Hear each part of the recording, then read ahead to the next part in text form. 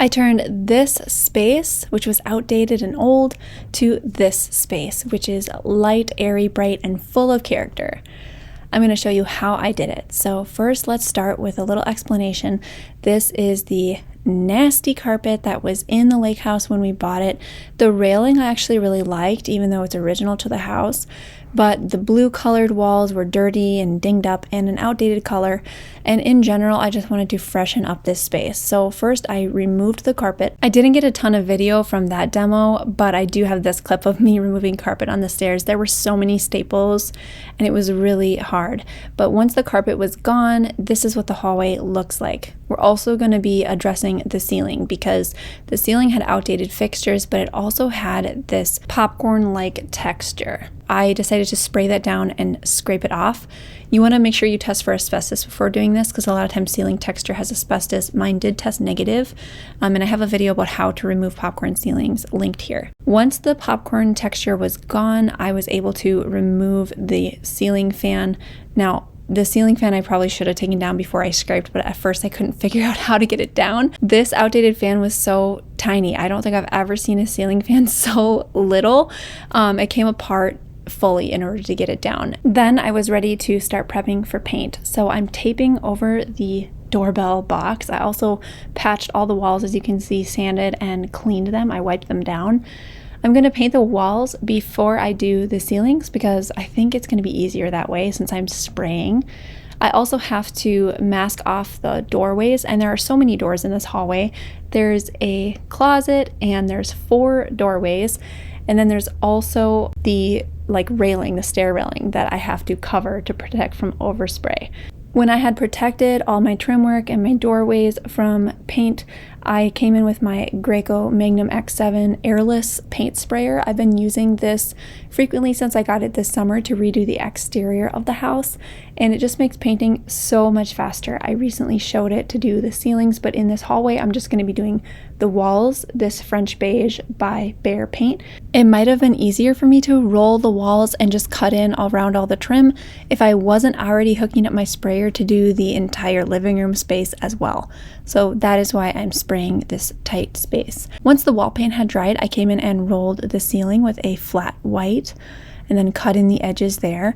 And when that was dry, I could finally reinstall lights. Instead of a ceiling fan and a boob light in this hallway, I'm going to put in 2 matching short chandeliers, and they're single bulb lights that I think are really pretty in this space. Next, it was time to do flooring in the hallway, and I decided I would have to remove the railing. I should have done this from the get-go. It would have made things a little easier, but my friend John helped me with this. This is a neighbor I've hired to help me with a few projects. He helped me lay flooring throughout the living room space, and then I took on the hallway. So in the hallway, I rolled out my underlayment. This is a real sound underlayment that has sound dampening and moisture protection. It's so nice.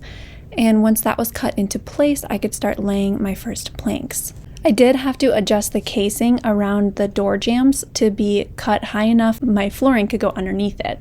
So I cut that with a multi-tool, and I used a scrap piece of flooring as the guide for how much of the casing I needed to cut off. I also decided that this hallway was the perfect space to leave some hidden messages underneath the subfloor. So before I laid my flooring, I wrote this, and hopefully the future people changing out this flooring, I'm hoping decades from now, find this message and decide to check out the work that I did on this lake house. I started my planks in the hardest spot where I had to count for not 1, not 2, but 3 door jambs because the first plank butt up to the bathroom door and a bedroom door, and then I had to get the second plank attached in as well before sliding them into place so I could get everything to fit underneath the door.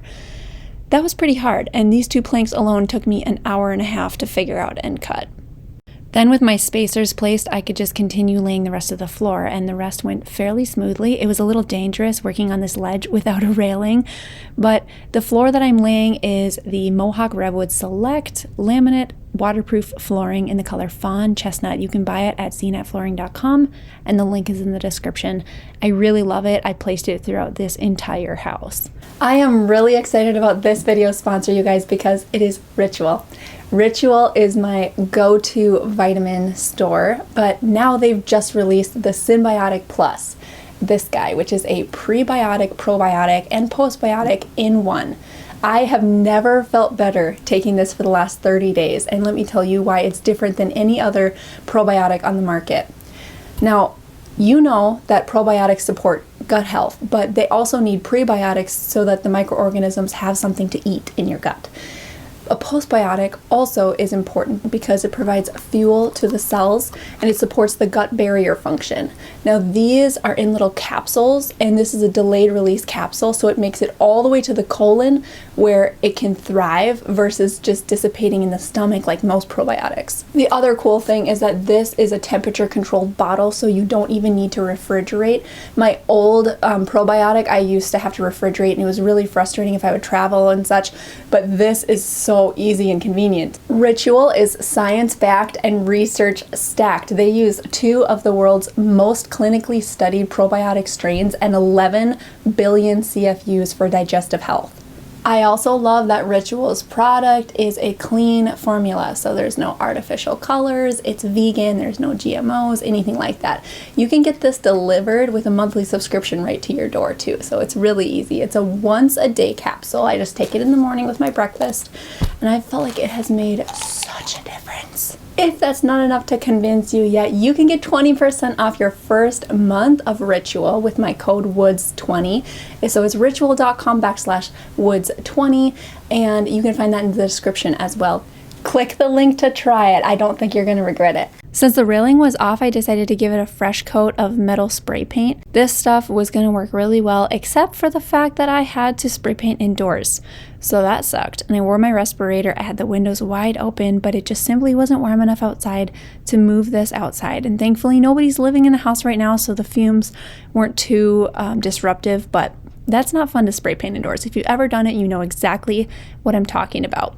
I used some cardboard pieces from the flooring boxes to protect from overspray, and I got both pieces of the stair railing recoated looking like they were brand new. Next, I'm going to be refinishing the baseboards in the hallway. Because this house is from the 50s, we had a lot of paint drips and scuffs all over the trim. So the trim that I had to remove to lay floor anyway, I'm going to give new life by sanding it down with 120 grit sandpaper and getting all those paint drips off of it, and then I'm going to coat it with another coat of stain which matches the existing trim work. I did a kind of a custom mix because the original stain color had faded with time. The stain mix is American walnut and chestnut. When the new stain job on the baseboards was dry, I nailed it into the wall studs, and I found them by using my magnetic stud finder. This is a DIY must-have tool if you don't have one of these. It is the foolproof way to find your studs, and I like to put baseboards into the studs using like 2-inch brad nails because it just really pulls your casing and your moldings tight to the wall.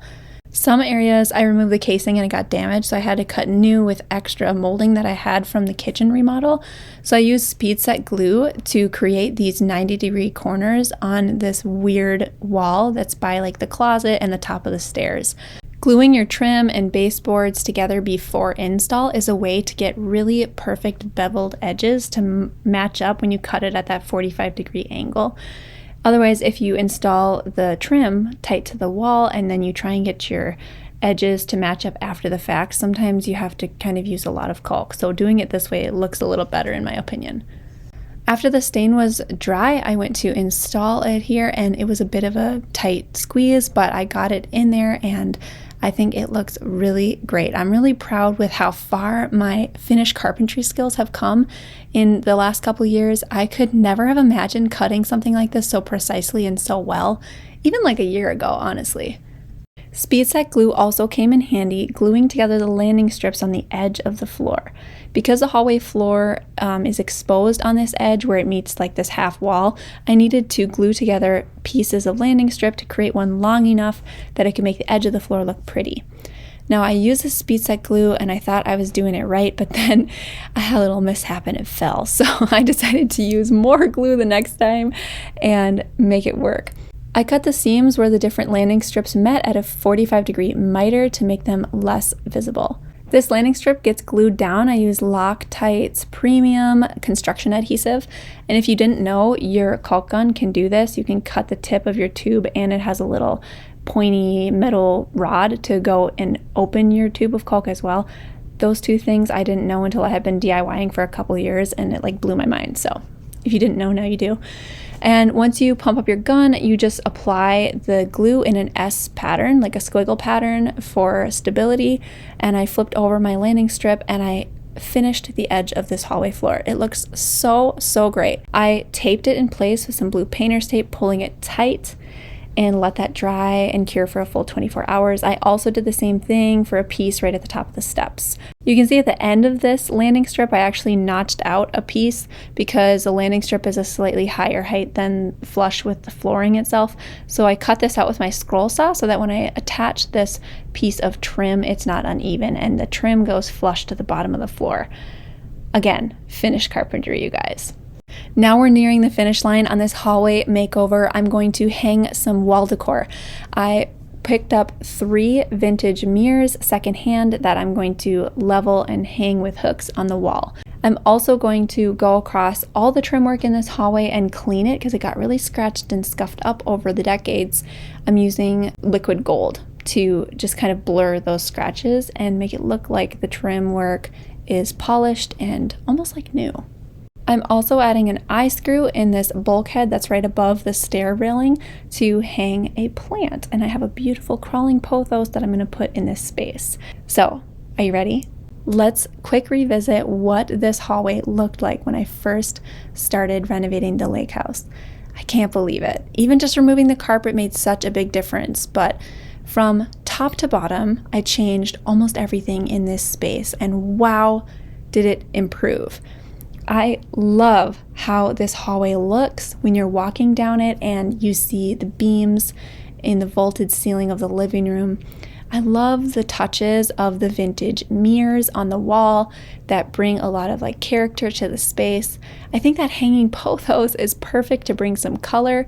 And oh my gosh, I love the lights. They're the perfect height, and that the 2 matching in the hallway look so intentional. The stair railing looks so much better with a fresh paint job, but it already had kind of that modern vibe that I wanted. I love all the texture because what I'm really going for in the design of this lake house is like cozy and charming and lived in, but still be modern and updated. You'll notice the other part of the railing is currently missing. That's not for long.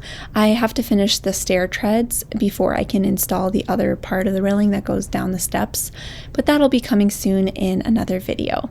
For now, I just want to appreciate how great the flooring looks in this hallway, and I'd love your opinion in the comments if you think I should put a runner, like a rug, on the floor. For right now, I was like, I just want to appreciate the beautiful floor and the job I did, but I do think a rug might cozy up the space a bit, so let me know your opinion below. I'm really proud of how the landing strip worked out and my trim work and my finished carpentry on this job. Like I mentioned earlier, I just feel like I've come a really long way. Thank you so much for watching. If you missed it, I'm Melissa from Welcome to the Woods, and if you love DIY and home renovation, then be sure to subscribe and follow along my channels. You can find me on Instagram and TikTok for fun, short format videos, or subscribe and get notified on my YouTube channel where you can find long, detailed tutorials for how to DIY and follow all my adventures from start to finish. There's still a lot to be done in this lake house. Next up, I'm going to finish those stairs, of course, and I'm going to build a faux stone fireplace in the living room. It's going to be gorgeous. I hope you'll come back again to watch on Welcome to the Woods.